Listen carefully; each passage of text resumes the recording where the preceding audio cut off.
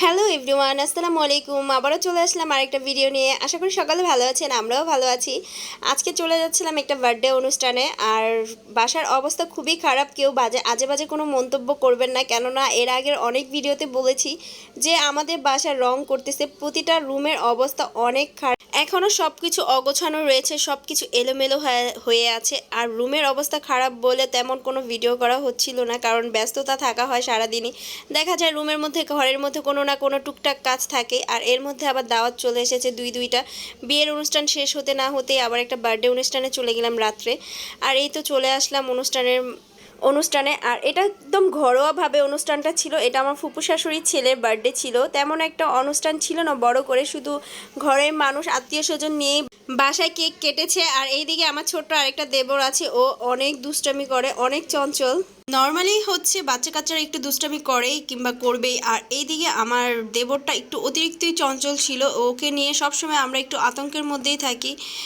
আর এইদিকে সবাই মিলে হচ্ছে কেকটা কেটে নেবে। আর এইদিকে আমার বড় দেবর, যার বার্থডে ছিল, ও একটু লজ্জা পাচ্ছিল। সবাই ওর ভিডিও করতেছিল, ছবি তুলতেছিল, এই জিনিসটা ওর কাছে অনেক লজ্জা লাগছিল। ও মিট মিট করে হাসতেছিল আর আমাদের দিকে তাকাচ্ছিল। আসলে বার্থডে জিনিসটা এমন, ছোট হোক বড় হোক, সবারই মন চায় যে একটু কেক কাটি, তাই না?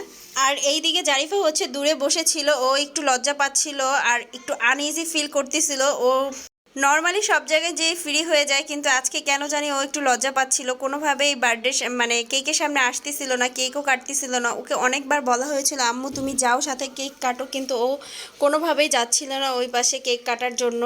আর একটু আগে যেই কথাটা আমরা আপনাদের সাথে শেয়ার করেছি যে আমার দেবর এত দুষ্ট, দেখেন আবার ওর দুষ্টামিগুলো শুরু হয়ে গিয়েছে। সে এখন ডিম ভাজা খাবে, ডিম ভাজার সাথে আবার নাকি তার কোক লাগবে, কোকের সাথে ডিম চুবিয়ে চুবিয়ে খাচ্ছিল। আর এই জিনিসটা দেখে আমরা সবাই ওকে বারবার বুঝাচ্ছিলাম যে এই জিনিসটা করা ঠিক না, কিংবা এরকম দুষ্টামি করো না, কিন্তু ও কারো কথাই শুনতেছিল না। ও ওর মতো করেই করতেছিল।